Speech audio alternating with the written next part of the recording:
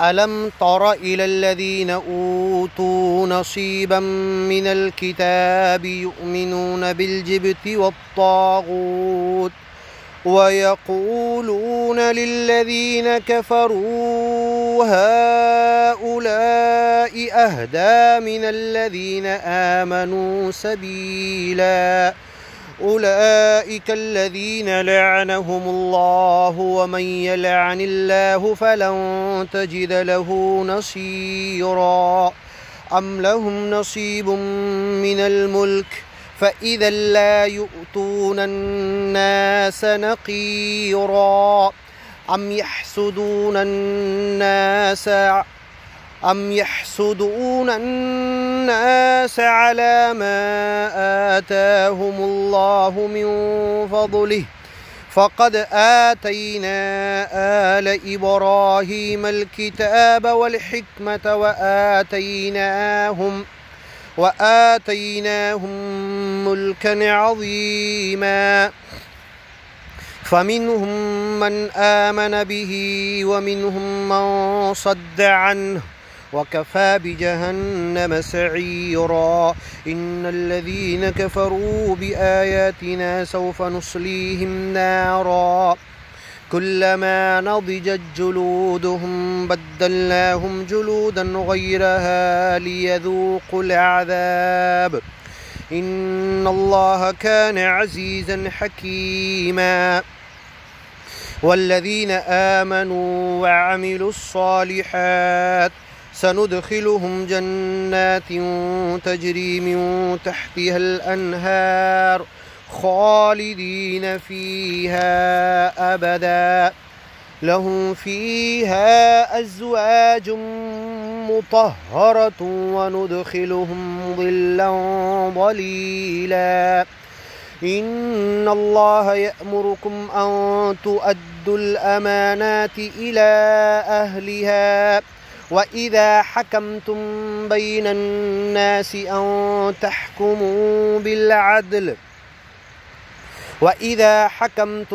بين الناس أن تحكموا بالعدل إن الله نعم ما يعظكم به إن الله كان سميعا بصيرا يا أيها الذين آمنوا أطيعوا الله وأطيعوا الرسول وأولي الأمر منكم فإن تنازعتم في شيء فردوه إلى الله والرسول إن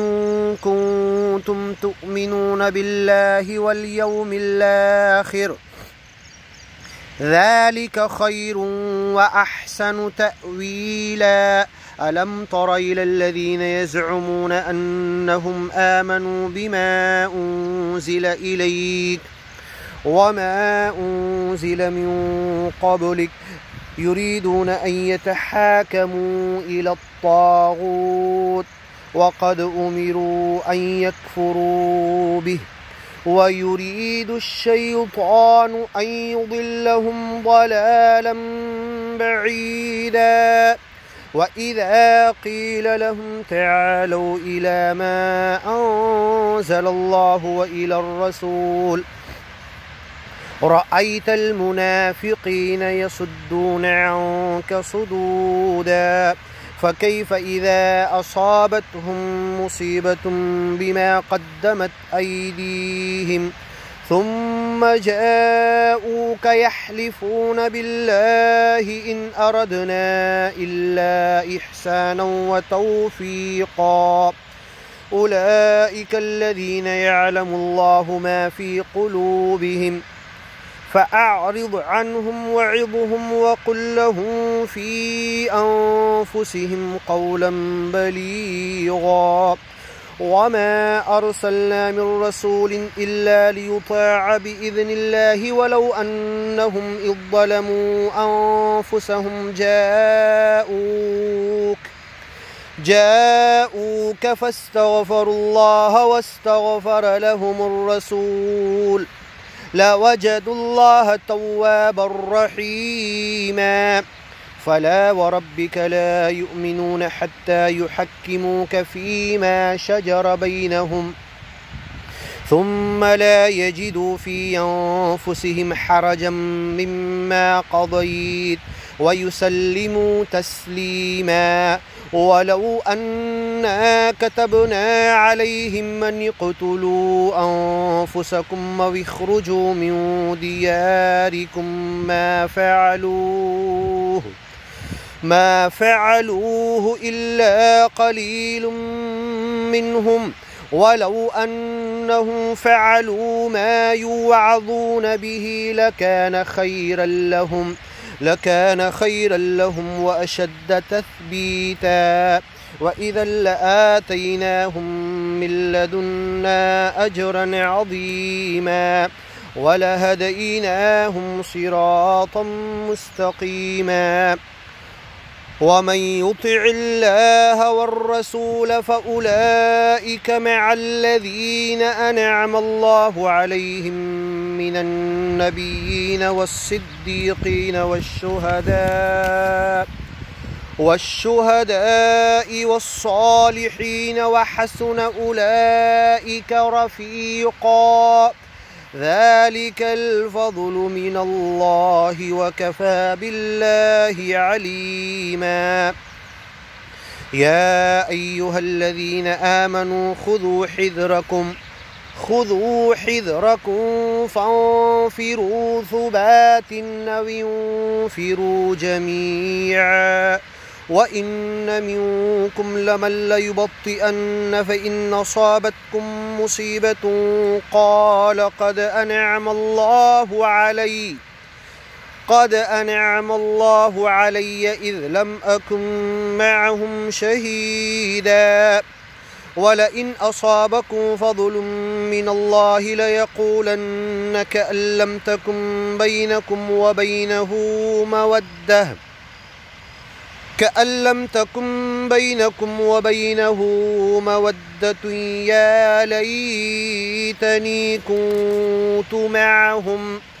يا ليتني كنت معهم فأفوز فوزا عظيما.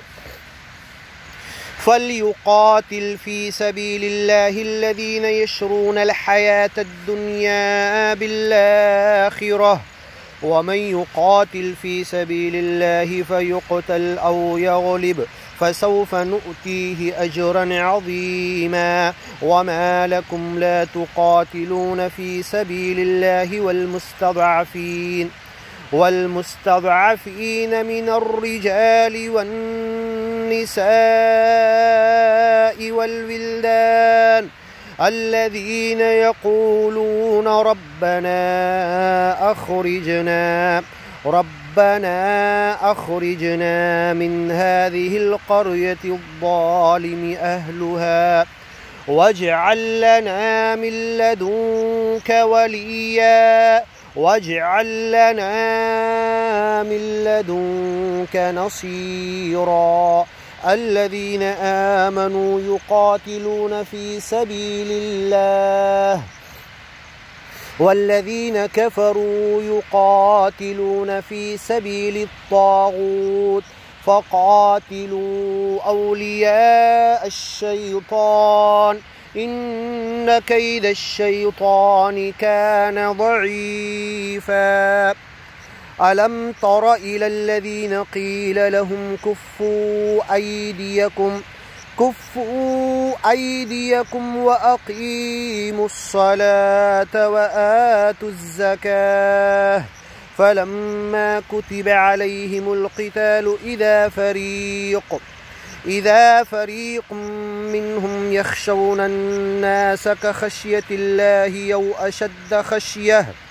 وقالوا ربنا لم كتبت علينا القتال لولا أخرتنا إلى أجل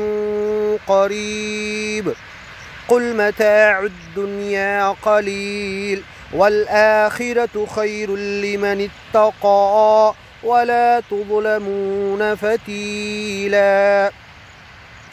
أينما تكونوا يدرككم الموت ولو كنتم في بروج مشيدة وإن تصبهم حسنة يقولوا هذه من عند الله وإن تصبهم سيئة يقولوا هذه من عندك قل كل من عند الله فما لهؤلاء القوم لا يكادون يفقهون حديثا ما أصابك من حسنة فمن الله وما أصابك من سيئة فمن نفسك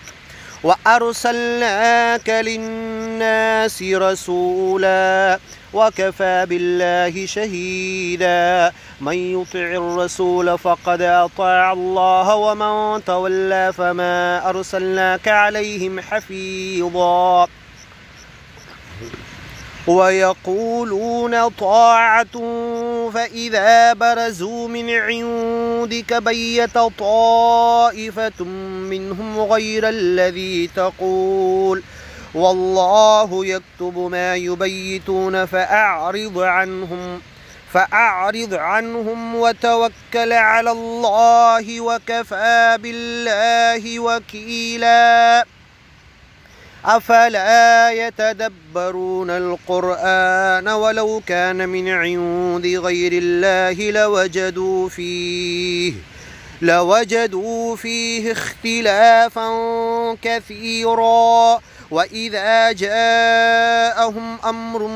من الأمن أو الخوف أذاعوا به ولو ردوه إلى الرسول وإلى أولي الأمر منهم لعلمه الذين يستنبطونه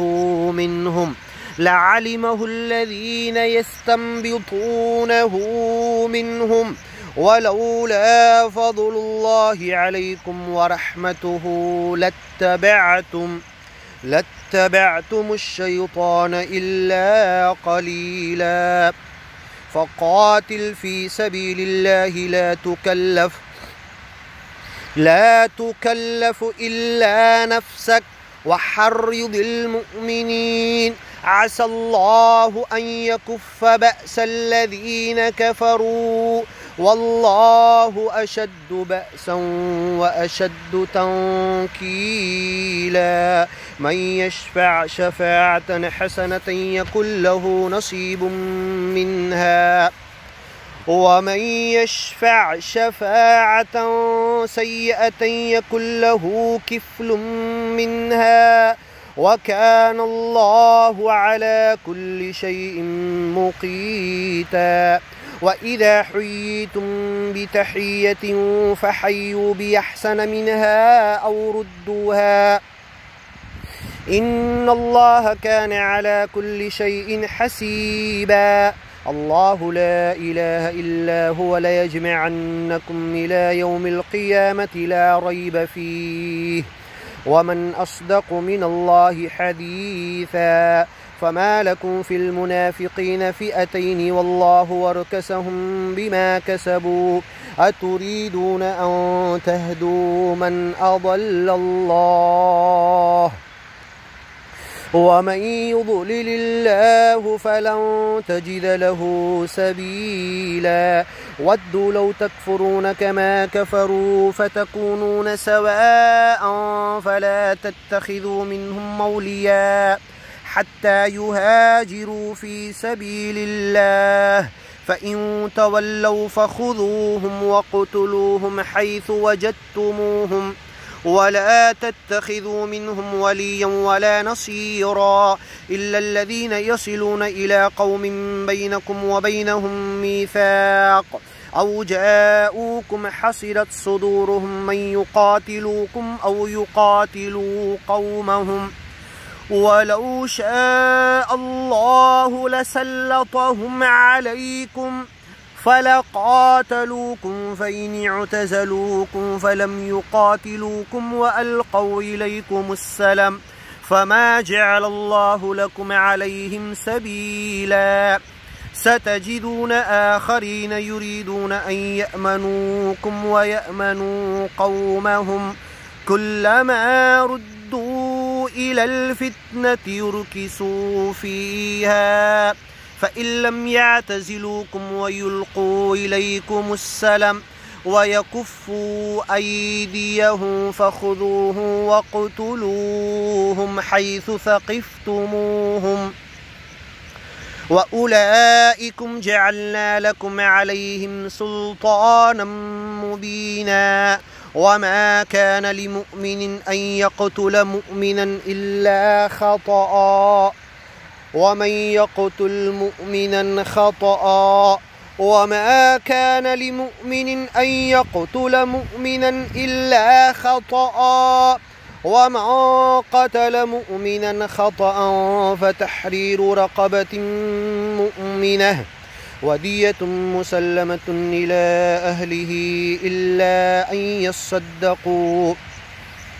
فإن كان من قوم عدو لكم وهو مؤمن فتحرير رقبة مؤمنة وإن كان من قوم بينكم وبينهم ميثاق فدية مسلمة إلى أهله وتحرير رقبة مؤمنة فمن لم يجد فصيام شهرين متتابعين توبة من الله وكان الله عليما حكيما وما كان لمؤمن أن يقتل مؤمنا إلا خطأ ومن قتل مؤمنا خطأ فتحرير رقبة مؤمنة ودية مسلمة إلى أهله إلا أن يصدقوا فإن كان من قوم عدو لكم وهو مؤمن فتحرير رقبة مؤمنة وإن كان من قوم بينكم وبينهم ميثاق فدية مسلمة إلى أهله وتحرير رقبة مؤمنة فمن لم يجد فصيام شهرين متتابعين توبة من الله وكان الله عليما حكيما ومن يقتل مؤمنا متعمدا فجزاؤه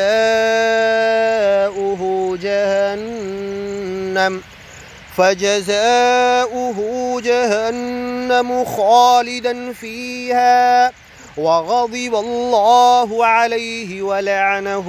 وأعد له عذابا عظيما يا أيها الذين آمنوا إذا ضربتم في سبيل الله فتبينوا ولا تقولوا لمن نلقى إليكم السلام لست مؤمنا تبتغون عرض الحياة الدنيا فعند الله مغانم كثيرة كذلك كنتم من قبل فمن الله عليكم فتبينوا إن الله كان بما تعملون خبيرا لا يستوي القاعدون من المؤمنين غير أولي الضرر والمجاهدون في سبيل الله بأموالهم وأنفسهم فضل الله المجاهدين بأموالهم وأنفسهم على القاعدين درجة وكلا وعد الله الحسنى وفضل الله المجاهدين على القاعدين أجرا عظيما درجات منه ومغفرة ورحمة وكان الله غفورا رحيما إن الذين توفاهم الملائكة ظالمي أنفسهم قالوا فيم كنتم قالوا كنا مستضعفين في الأرض قالوا ألم تكن أرض الله واسعة فتهاجروا فيها فأولئك مأواهم جهنم وساءت مصيرا إلا المستضعفين من الرجال والنساء والولدان لا يستطيعون حيلة ولا يهتدون سبيلا فأولئك عسى الله أن يعفو عنهم وكان الله عفوا غفورا ومن يهاجر في سبيل الله يجد في الأرض مراغما كثيرا وسعة ومن يخرج من بيته مهاجرا إلى الله ورسوله ثم يدركه الموت فقد وقع أجره على الله ومن يخرج من بيته مهاجرا إلى الله ورسوله ثم يدركه الموت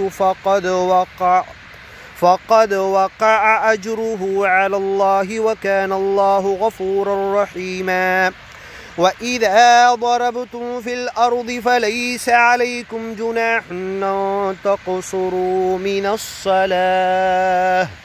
إن خفتم من يفتنكم الذين كفروا إن الكافرين كانوا لكم عدوا مبينا وإذا كنت فيهم فأقمت لهم الصلاة فلتقم طائفة منهم معك وليأخذوا أسلحتهم فإذا سجدوا فليكونوا من ورائكم ولتأت طائفة أخرى لم يصلوا فليصلوا معك وليأخذوا حذرهم وأسلحتهم ود الذين كفروا لو تغفلون عن أسلحتكم وأمتعتكم فيميلون عليكم ميلة واحدة ولا جناح عليكم من كان بكم أذى من مطر أو كنتم مرضى أن تضعوا أسلحتكم وخذوا حذركم إن الله أعد للكافرين عذابا مهينا فإذا قضيتم الصلاة فاذكروا الله قياما وقعودا وعلى جنوبكم فإذا اطمأننتم فأقيموا الصلاة إن الصلاة كانت على المؤمنين كتابا موقوتا ولا تهنوا في ابتغاء القوم إن تكونوا تألمون فإنهم